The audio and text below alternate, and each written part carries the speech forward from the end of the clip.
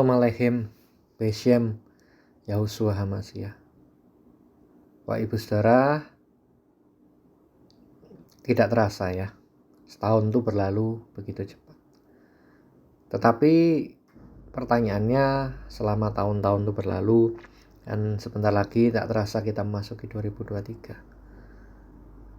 Bagaimana dengan spiritualitas kita? Hubungan kita dengan Yahweh Elohim bagaimana?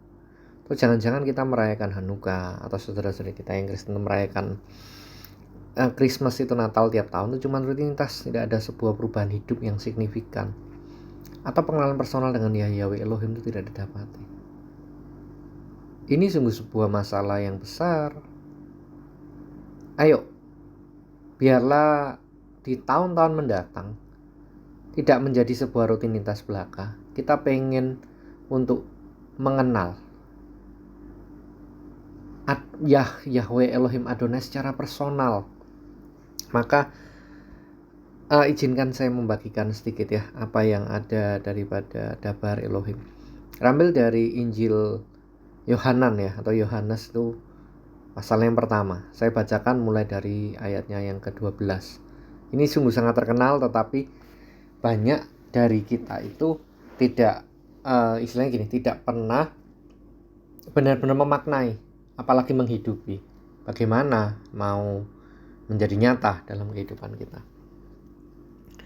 Tetapi semua orang yang menerima Yeshua HaMashiach diberi kuasa, yaitu menjadi anak-anak Elohim yang percaya di dalam namanya. Orang-orang yang diperanakan bukan dari darah dan daging, bukan pula secara jasmani oleh keinginan laki-laki, melainkan dari Elohim. Dabar Elohim itu telah menjadi manusia, diam di antara kita. Kita telah melihat kemuliaan, yaitu kemuliaan yang diberikan sebagai anak tunggal Bapa, penuh kasih karunia dan kebenaran. Yohanan memberi kesaksian tentang Dia yang berseru, inilah Dia yang kumaksudkan. Aku berkata, kemudian akan datang daripadaku yang mendahului aku, ya, yang dari Elohim ya, sebelum dunia ada Dia sudah ada. Karena dari kepenuhannya kita semua menerima kasih karunia demi kasih karunia. Torah diberikan oleh Nabi Moshe, tetapi kasih karunia yang mendatangkan kebenaran dari Yeshua HaMashiach.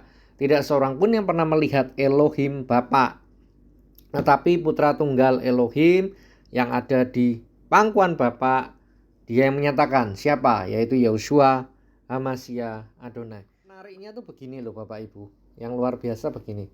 Kita tuh seringkali tidak pernah benar-benar merenungkan ya. Artinya kita cuman menganggap bahwa apa yang ada di dalam Dabar ini itu ya cuman seperti agamawi, berlalu tiap minggu dikhotbahkan dan apa. Dikatakan loh, menerima exousia itu kuasa, otoritas. Tapi berapa banyak anak-anak Tuhan itu cuman teori. Oh ya, bilur Yeshua HaMashiach menyembuhkan, darahnya menyembuhkan. Tetapi ya akhirnya kalah oleh sakit penyakit ya, kalah oleh kutuk, disantet juga ya masih tembus, dan berbagai macam seperti itu. Ini sungguh sebuah bukan permasalahan yang sederhana, ini rumit sebenarnya. Karena ya kemarin pandemi 2 tahun itu membuktikan bahwa banyak sekali bahkan yang biasa-biasa KKR, yang biasa bikin ya semua tumpas gitu kan ya, kalah oleh sakit penyakit. Kita nggak bisa ngomong gini kalau Anda pernah pelayanan misi seperti saya ke daerah-daerah terpencil ya, Anda akan berhadapan dengan dukun-dukun, dengan mereka yang bisa bermain dengan dunia mistik dan dunia supra alami. Itu kuasa Elohim Adonai itu dibuktikan nyata ya, sampai ke fisik itu, ngadepi santet, telu, leak, guna-guna, opo-opo apapun itu. Jadi yang di alam tidak kelihatannya aja ngerti kok, mana yang putra Elohim benar, mana yang cuma sekedar orang-orang agamawi itu jin-jin ya, demit-demit, arwah, itu semua ngerti gitu. Nah ini kan kompleks. Kalau orang-orang Kristen kemudian Yiddish yang mengaku sebagai putra-putri Elohim, iya kan, keluarga Elohim yang sudah diselamatkan, ditebus oleh darah Yeshua Mesih, tapi seakan darah Yeshua Mesih tidak lagi ada kuasa. Ini menjadi masalah besar gitu loh. Berarti ini harus menjadi sebenarnya refleksi yang paling penting dari penutup tahun dan memulai tahun 2023 ini, bahwa bagaimana kekristenan kita, spiritualitas kita tuh bagaimana? Apakah cuman rutinitas belaka? Ya, ngomong aku kasihi kau dengan kasih Tuhan, ku cinta keluarga Elohim. Nah, itu kompleks loh. Nggak main-main ini. Berarti ada yang salah. Nanti selama ini tuh iman atau emunah kita ini apa? Blind faith kah? Atau sebaliknya kita sudah mengalami, tetapi ada dosa yang merintangi, ya. Jadi bisa saya simpulkan tuh ada dua. Yang pertama ya, itu bisa karena dosa yang merintangi, maka tidak mengalami benar-benar, juga susah mendengar suara Aba Bapak itu. Atau yang kedua adalah memang kita cuma rutinitas gitu, kita belum mengalami pertemuan yang personal, lahir baru tuh masih jauh gitu. Persis ini, Yosua menjawab, aku berkata kepadamu, sungguhnya jika seorang tidak dilahirkan kembali, ia tidak dapat melihat Kaimayim Hasamayim atau kerajaan Yahweh Elohim. Nah, Nikodemus membantah, bagaimana mungkin dia dilahirkan kalau ia sudah tua? Dapat ia masuk kembali ke rahim emaknya ya, ibunya, terus lahirkan lagi? Nggak mungkin kan? Jawab Yosua berkata kepadamu, sungguhnya jika seorang tidak dilahirkan dari air dan ruah, ia tidak dapat masuk ke dalam Kaimayim Hasamayim, kerajaan Elohim. Apa yang dilahirkan dari daging adalah daging, dan apa yang dilahirkan dari ruah adalah ruah. Janganlah kau heran karena aku berkata kepadamu, kamu harus dilahirkan kembali. Angin bertiup kemana ia mau dan engkau mendengar bunyinya. Tapi engkau tidak tahu dari mana ia datang atau kemana ia pergi. Dan halnya setiap-tiap orang yang lahir dari roh. Ini bicara tentang spiritualitas personal, tidak lagi bicara agama. Nikdim atau Nikodemus bahasa Yunaninya itu yang diajak Yahusua ini ya, yang diajak Yahusua ngobrol itu rabi ya, rabinya rabi bahkan dikatakan, guru Torah, Mishnah Talmud ya sudah mungkin saking di luar kepala karena terlalu menghidupi. Nah, pertanyaannya kalau teolog yang sedemikian hebatnya saja masih tidak paham, berarti ini ada sebuah garis yang paralel ya, paralel itu yang orang tuh seringkali tidak paham ya, antara spiritualitas dengan intelektualitas. Seberapa ayat yang kita hafal, seberapa kita hafal dogma ini itu sesuatu yang berjalan paralel, nggak ada hubungannya sebenarnya, tetapi memang saling melengkapi. Jadi persoalannya yang soal spiritualitas hari-hari ini di Indonesia itu tidak kurang agama, mungkin 6 agama resmi belum menghayat aliran kepercayaan, tetapi ya penjara penuh. Saya dulu sering sekali pelayanan ke lapas, pelayanan ke rutan ya. Ini kan masalah besar gitu loh. Berarti apa? Kehidupan agama ini tidak merubah kehidupannya. Ayo, supaya spiritualitas kita benar berbuah, ayo benar-benar dihayati. Seperti katakan dilahirkan dari ruah. Adakah kita semua ini sudah mengalami kelahiran baru? Adakah benar-benar kita ini sudah menjadi putra dan putri Elohim atau pepesan kosong? Ayo refleksi bersama. Kalau yang belum, ayo sama-sama tefila dengan saya. Abinyu Seba Samayim, Todaraba, Daraba Imaru Hakodes, Daraba Yasua Hamasya Musya Kual Melak Neman. Bapak, tolong kami.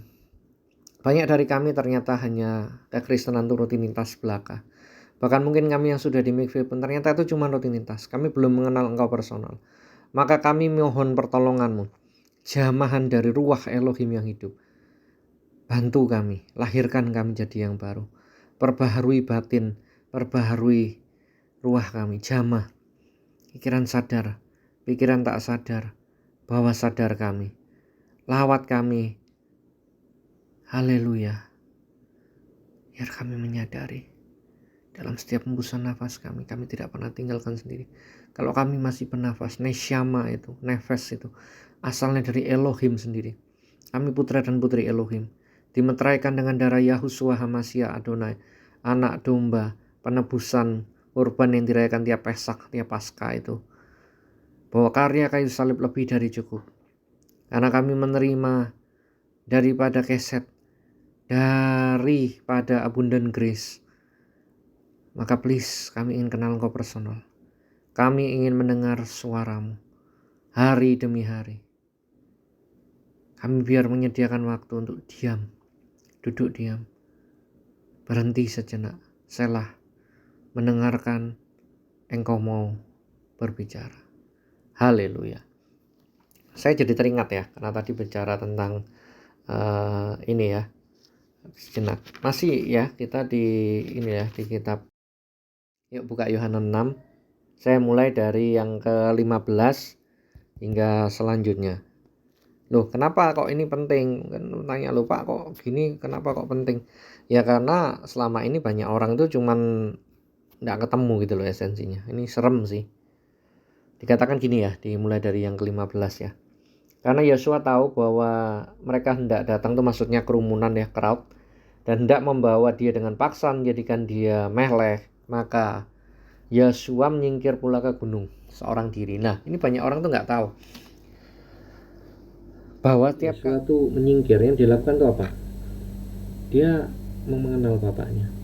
Dia menyediakan waktu-waktu khusus. Adakah kita punya waktu khusus untuk berdiam diri? Mengenal Yahweh Elohim personal. Bukan cuma sekedar baca dabar, mungkin baca Torah, Mishnah, Talmud, Sefer, bukan. Tapi benar-benar spiritualitas yang tidak bisa dijelaskan dengan rutinitas agamawi begitu. Bukan lakunya ya, mungkin puasa, mungkin sembahyang, doa, tefillah, midras, bukan itu, tetapi ruah kita itu connect personal dengan dia. Naik ke perahu dan menyeberang ke Kapernaum. Hari sudah gelap, Yosua belum juga datang mendapatkan mereka. Berarti udah ganti Yom ya, kita udah belajar bersama. Yom itu dimulai petang ya di Ibrani. Sedang laut bergelora karena angin kencang. Sudah mereka mendayung kira-kira 2-3 mil jauhnya. Mereka melihat Yahusua berjalan di atas air mendekati perahu itu. Maka ketakutanlah mereka. Tetapi ia berkata kepada mereka, aku ini, jangan takut. Loh, murid-muridnya tuh sampai gak kenal. Talmidimnya tuh sampai gak kenal, sampai takut. Karena melihat mujizat yang nyata. Hasil dari perjumpaan pribadi tadi, berjalan di atas air. Nah, inilah emunah yang sejati yang dikatakan memang faith like a child, yang percaya sepenuhnya dengan bapaknya. Kemudian juga dikatakan bahwa faith ya, emunah yang memindahkan gunung itu yang begini. Karena tenangnya, mau badai bergelora di luar apa itu sampai bisa berjalan di atas air. Bapak Ibu Saudara kalau suka nonton film silat itu lihat Shaolin ya, itu beberapa yang ilmu meringankan tubuhnya cukup ini itu benar-benar berjalan di atas air. Kanuragan ya, yang melatih tenaga dalam itu aja bisa begitu. Apalagi kalau yang di dalam dirinya tuh ada benih ilahi yang memang dari dalam tuh dipancarkan keluar.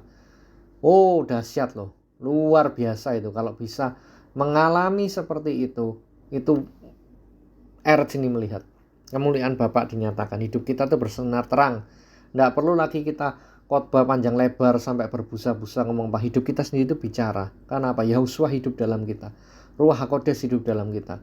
Bapak Yahweh nyata dalam kehidupan kita. Kasih itu nyata, nggak dibuat-buat kan. Dari dalam terpancar keluar. Anda mungkin nanti di playlist bisa lihat tuh ada banyak itu ya. Saya taruh itu yang tentang kuasa ya, tentang power, supernatural life itu. Ya, ini yang terakhirnya ngomong gini nih, 20:21-nya. Tetapi Yesus berkata kepada mereka, ini aku loh, jangan takut, gitu kan. Mereka mau menaikkan diri dalam perahu, terus kemudian berjalan terus sampai ke tempat yang dituju. Nah, tetapi yang keren yang begini, yang di Markus nih ada cerita lain nih. Sefernya ini ya, Markus ya, 6.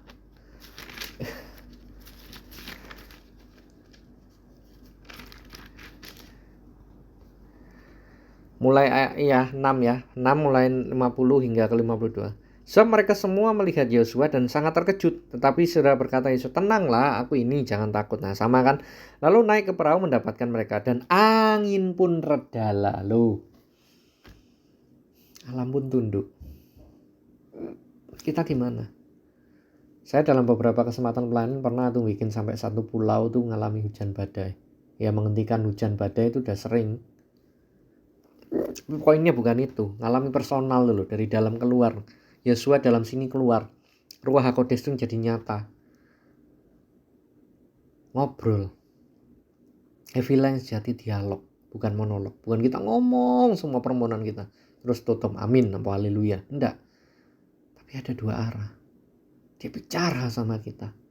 Bisa lewat peristiwa kehidupan yang dikatakan di kitab Yob itu atau Ayub itu, Sefer itu ada 1001 macam cara dia bicara. Pertanyaannya, kita dengar nggak? Kita ada komunikasi nggak? Kita bisa connect nggak? Nyambung nggak? Berarti bisa lewat mimpi dong, bisa lewat khotbah atau midras, bisa lewat kita denger radio, denger MP3, apalah iTunes, Spotify, segala sembarang kalir, bisa dia bicara. Lewat film bisa, musik bisa, apapun. Lewat penglihatan, kejadian, lewat alam, bahkan lewat hewan, tumbuhan bisa. Tapi pertanyaannya, mau nggak kita terbuka? Maukah kita membuka diri? Nggak gampang ngomong sesat, nggak gampang ngomong salah, nggak gampang ngomong ini, ngomong itu, tapi benar-benar kita mengalami personal. Oh, ini luar biasa. Ini luar biasa. Ini yang 52 ya, terakhir. Sebab sesudah peristiwa roti ya, maksudnya roti yang memberi makan puluhan ribu orang itu. Kenapa? Karena 5.000 itu baru bapak. Yang dihitung cuma bapak, yang pria. Belum anaknya, belum cucunya, belum istrinya, ya mantunya. Sebab sudah peristiwa roti itu mereka belum juga mengerti dan hati mereka tetap degil. Loh, ngalamin mujizat luar biasa. Tapi nggak ngerti. Kumpul. Nah ini kan jadi persoalan bagi kita. Kok jangankan kita yang kumpul, kita yang nggak lihat ini loh. Cuman yang lihat dengar dari kata pendeta, kata rabi, iya, lewat midras, lewat kebaktian. Gimana kita? Ayo sama-sama ngalami ya. Jadi nggak pakai maklar lagi, nggak pakai penghubung lagi ketemu ya Yahweh Elohim. Ya Ruach Elohim sendiri dalam kita yang membuat kita bisa ya. Haleluya. Ayo tetap semangat ya. Selamat tahun baru 2023.